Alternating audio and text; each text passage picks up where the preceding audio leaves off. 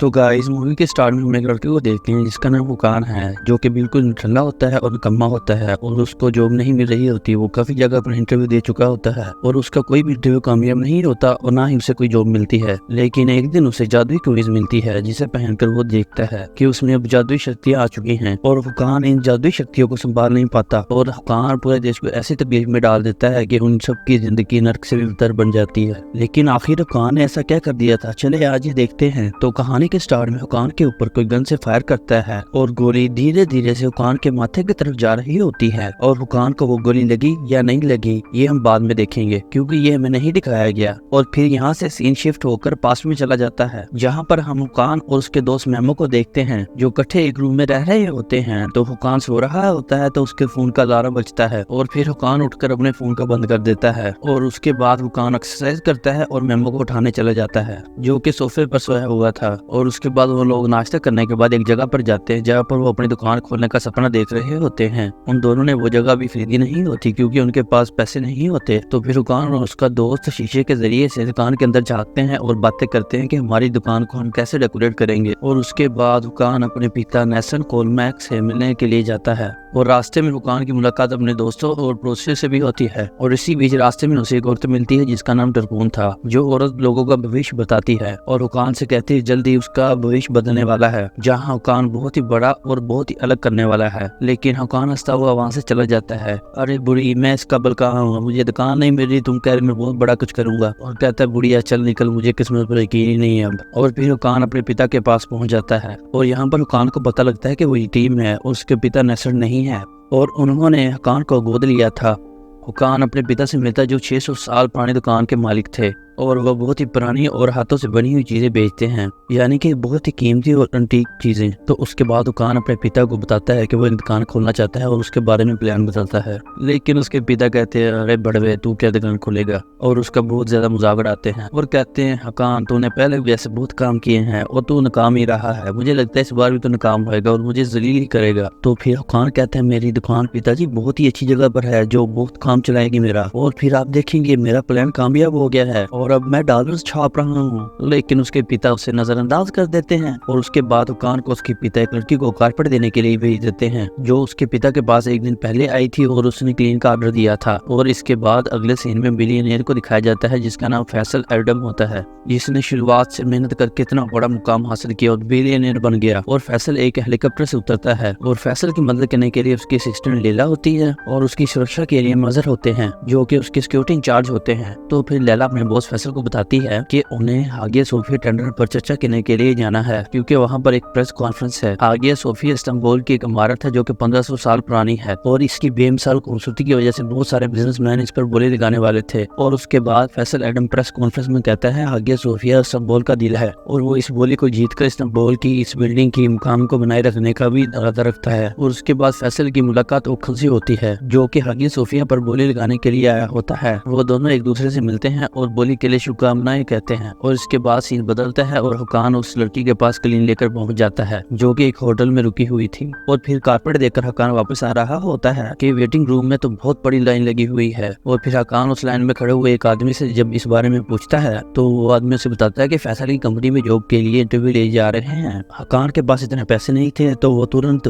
Job के लिए apply कर देता है। और उसके बाद लैला उसका इंटरव्यू लेती है और जहाँ उनके बीच काफी रोचक बातें होती हैं। और फुकान के पास कोई कॉलेज डिग्री नहीं थी और ना ही वो विदेशी लैंग्वेज बोल सकता था। और उसके बाद लैला उससे शुभकामनाएं देती है और कहती है बड़वे जाके कहीं और जॉब ढूंढ, तू इस काबिल नहीं है, एक तो तेरे पास कॉलेज डिग्री भी नहीं है और ना तो तू ट्रांसलेटर का काम कर सकता है कि तुझे कोई और लैंग्वेज भी नहीं आती, और जाओ कहीं और जॉब ढूंढो और मजे करो। और इतनी बेइज्जती सुनकर वो फुकान उठता है और वहाँ से चला जाता है और पीछे मुड़कर भी नहीं देखता। और जब फुकान वापस जा रहा होता है तो वो देखता है कि एक छोटी सी लड़की पर जुम्मन गिरने वाला होता है और फिर वो तुरंत दौड़ते हुए उस बच्ची को बचा लेता है। और उसके बाद फैसल और मजहर उसकी इस बहादुरी के काम को देख लेते हैं। और उसके बाद फिर फुकान अपने पिता को दुकान खोलने के लिए मना रहा होता है और तभी वहाँ पर सुजैन नाम की एक लड़की आती है जो कि तुर्की की जादुई शर्ट ढूंढ रही होती है, जो कि बहुत ही मुश्किल से मिलती है। और सुजैन उन्हें कहती है कि ये शर्ट मेरे क्लाइंट की है और वो उसे भारी पैसे भी दे सकते हैं। तो फिर कान के फादर सुजैन को झूठ कहते हैं कि हमें नहीं पता इस बारे में और वो शर्ट हमारे पास नहीं है, हालांकि वो शर्ट उनके तहखाने में पड़ी हुई थी। तो उसके बाद कान अपने फादर को कहता है कि वो शर्ट बेच दें, और कान के फादर उसकी बात नहीं सुनते क्योंकि उन्हें पता है कान तो निकम्मा है, ये ऐसे लगा रहेगा, हर चीज बेचो और खा जाओ। और उसके बाद मेमो वहाँ पर आता है और कान को कहता है उन्हें हमारे घर से निकाल दिया गया है क्योंकि उन लोगों ने घर का किराया नहीं दिया था। और वहाँ पर हैकान को पता लगता है कि जो पैसे उसने टेबल पर रखे थे घर के किराए के लिए वो मेमो जुए में हार चुका है। तो उसके बाद मजर को लेकर खान एक जगह पर जाता है जो कि बहुत ही गुप्त जगह है। तो वहाँ पर मजर को मनाता है कि तुम फैसल को इस बोली से दूर रखो, लेकिन मजर अपने बॉस के दुश्मन को वही मार देता है क्योंकि वो वफादारी कर रहा होता है। और दूसरी तरफ मेमो और हुकान का बिजनेस ठप होने की वजह से वो दिवालिया हो चुके थे। तो उसके बाद वो तय करने में जाकर वो शर्ट उठा लेते हैं ताकि वो सुजैन को बेचकर काफी ज्यादा पैसे हासिल कर सके। और शर्ट चोरी करने के बाद वो सुजैन से मिलने के लिए एक रेस्टोरेंट में जाते हैं और उस शर्ट की कीमत की बात करते हैं। और वहाँ पर सुजैन ने बताती है कि इस शर्ट की कीमत लाखों में है और वो इस शर्ट को अपने क्लाइंट की तरफ से खरीद रही है और सारी पेमेंट वही करेगी और उसका क्लाइंट कोई और नहीं मजर है। लेकिन तभी हुकान के पिता वहाँ पर पहुँच जाते हैं और वो हुकान से वो शर्ट छीन कर कहते हैं ये शर्ट बेचने के लिए नहीं है, अरे बड़वे तो हिल चुका है, तो ये मना भी किया था मैंने। और फिर मजर अपने साथियों के साथ वहाँ पर हमला कर देता है और बहुत ज्यादा फायरिंग करता है और इस वजह से मिस्टर कोरमार को गोली लग जाती है और हुकान अपने फादर को हॉस्पिटल ले जाने की बहुत ज्यादा कोशिश करता है। और उसके बाद उसके पिता उसे अपने दोस्त की फार्मेसी पर चलने के लिए कहते हैं। तो फार्मेसी पहुंचकर वो अपने फादर के दोस्त कमाल और उसकी बेटी जैनब से मिलता है और कमाल हुकान के पिता को इलाज करने के लिए ले जाता है और जैनब हुकान को संभालने की कोशिश करती है। और दूसरी तरफ मेमो को मजर के एक आदमी टेकन पकड़ लेता है।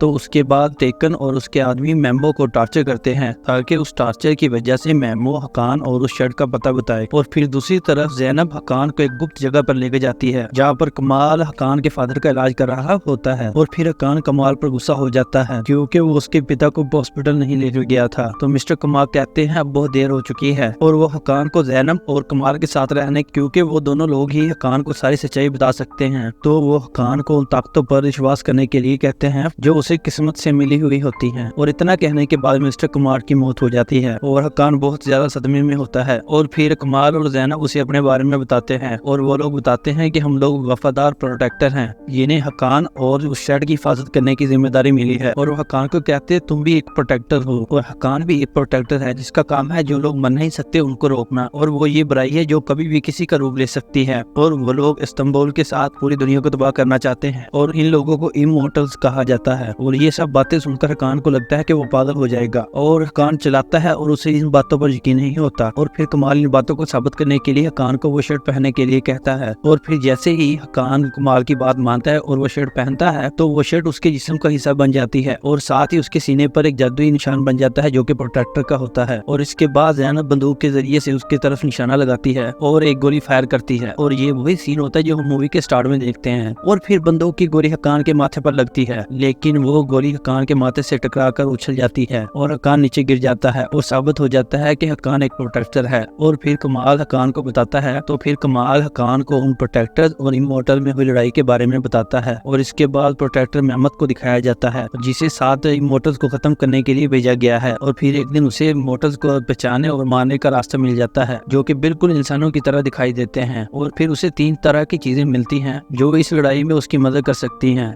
जिसमें पहली चीज एक जादुई अंगूठी होती है और वो अंगूठी तब चमकने लग जाती है जब इसके पास इमोर्टल्स हो। और दूसरी चीज गन होती है जो इमोर्टल्स को मार सकती है, उसमें स्पेशल किस्म की गोलियां होती हैं। और फिर तीसरी चीज एक कवच होता है और वो कवच तपस्या से मिला होता है। फिर मेहमद ने हकान के पूर्वज को उसकी स्किल्स, ताकत और साफ दिल की खूबी की वजह से प्रोटेक्टर और इमोर्टल की लड़ाई के दरमियान लीड करने के लिए भेजा था। तो फिर उसके बाद हकान की तबीयत बहुत ज्यादा खराब होने लग जाती है और उस शर्ट की वजह से वो शारीरिक और मानसिक तौर पर खुद को बैलेंस नहीं कर पा रहा था। और हकान को इन सब बातों पर अभी भी यकीन नहीं हो रहा था और वो कहता है कि कमाल और उसकी बेटी ने उसे किसी तरह का नशा दिया है। और दूसरी तरफ टेकन और उसके आदमी मेमो से उस शर्ट के बारे में और हकान के बारे में पता लगाने की पूरी तरह कोशिश करते हैं और उसे टार्चर करते हैं। तो दूसरी तरफ जैनब के साथ कमाल हकान की तबीयत को लेकर बहुत ज्यादा दुखी होता है और जैनब को कहता है कि हकान बिल्कुल भी ट्रेन नहीं है और वो इमोर्टल्स के साथ लड़ने के लिए तैयार नहीं है। तो फिर हकान को लड़ाई के लिए तैयार करने के लिए वो फैसला लेता है और इसी बीच हकान उस जगह से भाग जाता है और उसके बाद वापस अपने अपार्टमेंट में आ जाता है। और और वहाँ पहुंचकर उसे पता लगता है टेकन उसे पकड़ने के लिए आस पड़ोस में पूछताछ कर रहा है। और उसके बाद हकान बहुत ज्यादा घबरा जाता है और फिर अपने कमरे में ये सोच कर जाता है कि मेमो वहीं पर होगा, लेकिन उसे नहीं पता था टेकन ने उसे पहले ही उठा लिया है ताकि इसके बारे में पता कर सके। तो फिर हकान की नजर अचानक एक अजीब से डब्बे पर पड़ती है और वो उसे उठा लेता है और जिस डब्बे में एक बंदूक के साथ एक तस्वीर भी होती है जो 1989 के समय की थी, जिसमें कमाल, नेसट और माल राम के लोग खड़े थे।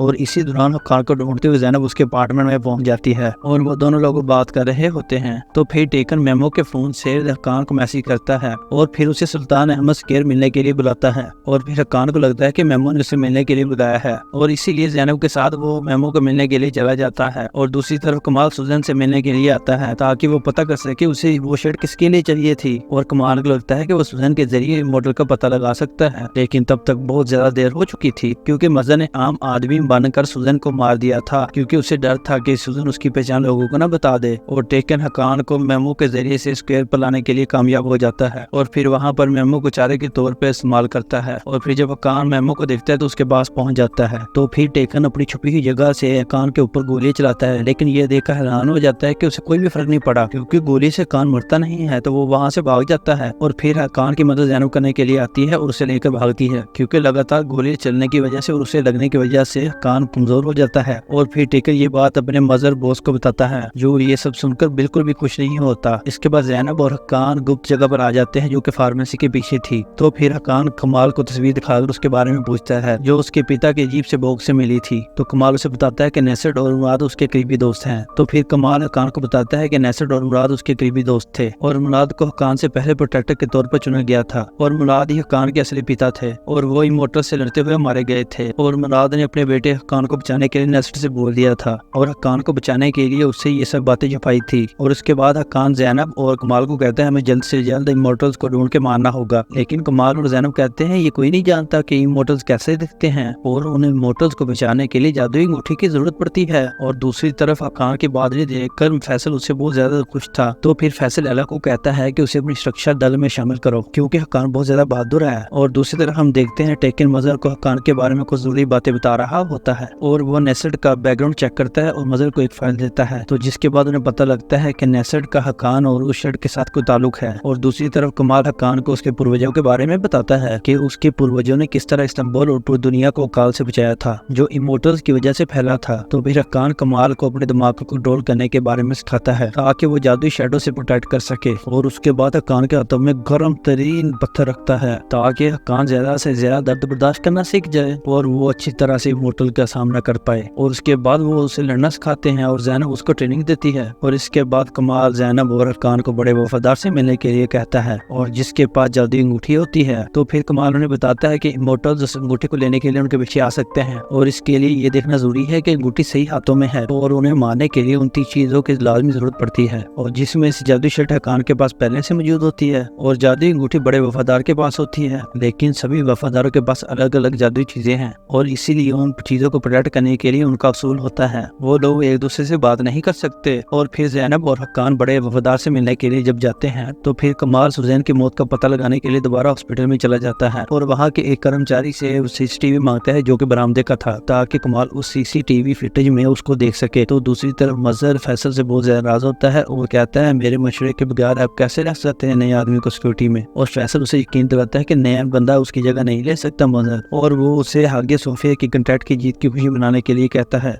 फैसल इस बात से अनजान था कि उसकी ये जीत इस वजह से हुई कि मजहर ने उसके कंप्यूटर को मार दिया था। और दूसरी तरफ ज़ैनब और हकान बड़े वफादार से मिलने के लिए उसके पते पर जाते हैं और बहुत ही ज्यादा संसान घर के पास पहुंच जाते हैं। और जब वो लोग घर के अंदर जाते हैं तो उन्हें एक आदमी मिलता है जो खुद को बड़े वफादार का बेटा बताता है और उसका नाम खान होता है। और खान हकान और ज़ैनब को बताता है कि उसकी माँ एक कमरे में बंद है, उसकी मानसिक स्थिति बिल्कुल ठीक नहीं है और मॉनिटर की मदद से उस पर नजर रखी जाती है। और वो ये भी कहता है 7 साल पहले उनके साथ एक हादसा हुआ था और जिसकी वजह से वो किसी से बात नहीं करती है। और फिर खान दोनों को अपनी माँ के कमरे में लेकर जाता है और फिर खुद दूसरे कमरे में चला जाता है और जहाँ पर वो उन पर मॉनिटर के जरिए से नजर रखता है। और फिर खान बड़े वफादार को अपने सीने का निशान दिखाता है और जिसके बाद वो अपना मुंह खोलती है और ये बताती है खान उसका बेटा नहीं है और उन्हें फंसाया जा रहा है। और वह खान को जादुई अंगूठी देती है लेकिन उस अंगूठी का स्टोन गायब होता है और इस बीच खान वहाँ पर वापस आ जाता है, लेकिन बड़ी वफादार उसे गोली मार देती है। और इससे पहले कि खान जिन लोगों के लिए काम करता था वो यहाँ पर पहुंचे, हकान और ज़ैनब CCTV फटी को खत्म कर देते हैं और उस जगह से निकल जाते हैं। और फिर वफादार उन्हें यकीन दिलाती है कि वो खान के आदमियों को संभालेगी। और दूसरी तरफ फैसल खान को सुरक्षा दल में शामिल करने के लिए बहुत ज्यादा सीरियस होता है और इसलिए लैला कॉल करके खान को फैसल से मिलने के लिए बुलाती है। और खान लैला की बात मानकर जॉब के लिए फैसल के पास चला जाता है। और यहाँ पर खान की मुलाकात मदर से होती है, लेकिन मदर को ये नहीं पता होता कि ये वही खान है जिसके पास वो जादुई शर्ट है और जिसका पीछा वो इतने दिनों से कर रहा है। और इसी बीच मदर किसी को कॉल करता है और खान के बारे में पूछता है और इसके बाद पता लगता है खान को मदर ने ही उस वफादार के घर भेजा था। और जब यह खान को पता लगता है तो वो फैसल के लिए सिक्योरिटी का काम करने के लिए तैयार हो जाता है। तो उसे लगता है कि वो वहाँ काम करके मदर के बारे में और बहुत कुछ जान सकता है। तो गाइस, आज की मूवी की एक्सप्लेनेशन आपको कैसी लगी? तो गाइस, आपने एक चीज का नाम सुना होगा, खुशी, जो मुझे बहुत ज्यादा होती है जब आप लाइक करते हैं और कमेंट करते हैं और मेरे चैनल को सब्सक्राइब करते हैं। और मेरी वीडियोस को लाइक करके और कमेंट्स करके और चैनल को सब्सक्राइब करके मुझे खुशी दें, जो मैंने आपको भी बताई है। तो इस सीजन के बाकी पार्ट्स को देखने के लिए मेरे साथ जुड़े रहें, जो कि बहुत जल्द अपलोड हो जाएंगे।